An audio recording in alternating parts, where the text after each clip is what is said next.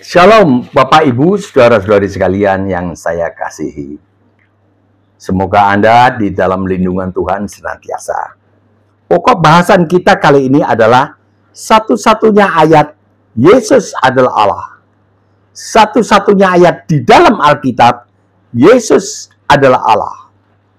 Satu-satunya ayat di mana Pak Yesus yang menyatakan bahwa beliau adalah Allah ialah di dalam kisah orang lumpuh yang diusung oleh 4 orang temannya dan kemudian diturunkan dari atap rumah di mana Pak Yesus berada di dalam kerumunan orang banyak di Markus pasal 2 ayat 2 sampai 12. Sebaiknya kita baca ulang kisah ini dari awal agar nanti pada akhirnya kita memperoleh kesimpulan yang tidak diragukan bahwa Pak Yesus pernah menyatakan dengan jelas dan pasti dari mulut beliau sendiri, bahwa selama beliau di dunia ini menampil sebagai manusia, sesungguhnya beliau adalah Allah juga.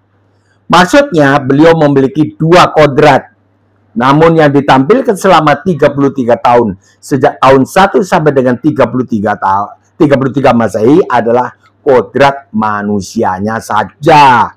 Namun kodrat ilahinya tetap berada di dalam diri beliau yang sewaktu-waktu saja ditampilkan, yaitu ketika membuat mujizat.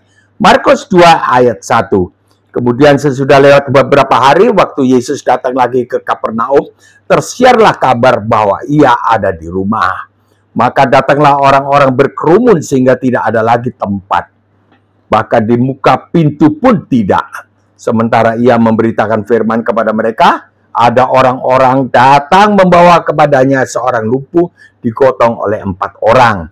Tetapi mereka tidak dapat membawanya kepadanya karena orang banyak itu.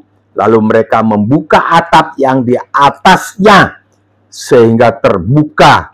Mereka menurunkan tilam orang tempat orang lumpuh itu terbaring. Ketika Yesus melihat iman mereka, berkatalah ia kepada orang lumpuh itu, "Hai anakku, dosamu sudah diampuni."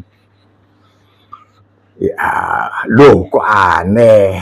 Orang lumpuh kan butuh kesembuhan bisa berjalan, bukan dosa diampuni. Kok Pak Yesus bersabda, "Dosamu sudah diampuni"? Ini kan menurut pemikiran kita aneh kan? Ayat 6, tetapi di situ ada juga duduk beberapa ahli Taurat. Mereka berpikir dalam hatinya, ya berpikir dengan otaknya, tapi tidak diucapkan. Mengapa orang ini menghujat Allah?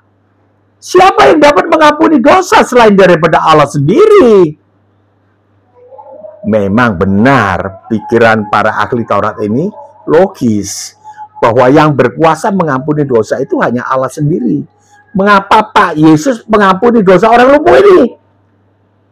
Berarti beliau menyamakan diri dengan Allah, menyamakan diri. Beliau orang biasa menurut pikiran ahli Taurat, tapi menyamakan diri dengan Allah. Ini perbuatan tergolong menghujat Allah.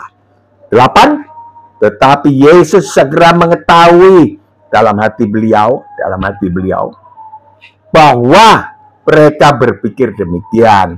Lalu ia berkata kepada mereka, "Mengapa kamu berpikir begitu dalam hatimu? Mengapa?"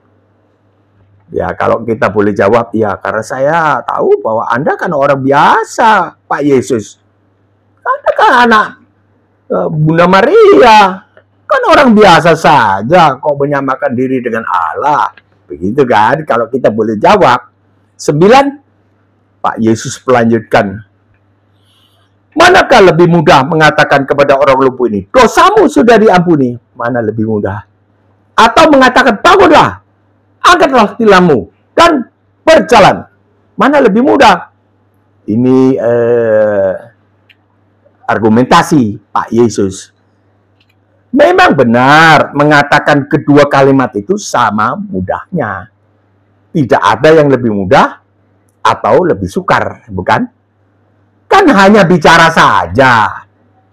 Lah kalau sama mudahnya, mengapa Pak Yesus memilih kalimat pertama? dosamu sudah diampuni. Yang tidak ada hubungannya dengan orang lumpuh ini. Tidak ada hubungannya kan? Bukankah orang lumpuh membutuhkan kesembuhan bisa berjalan dan bukan pengampunan dosa? Lebih cocok jika Pak Yesus berkata, bangunlah, angkatlah tulangmu dan berjalan. Ini masalahnya, bukan? 10. Tetapi supaya kamu tahu bahwa di dunia ini anak manusia berkuasa mengampuni dosa. Wow.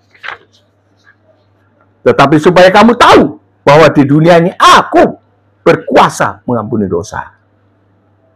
Tetapi supaya kamu tahu, hai ahli-ahli Taurat, bahwa di dunia ini aku adalah Allah yang berkuasa mengampuni dosa.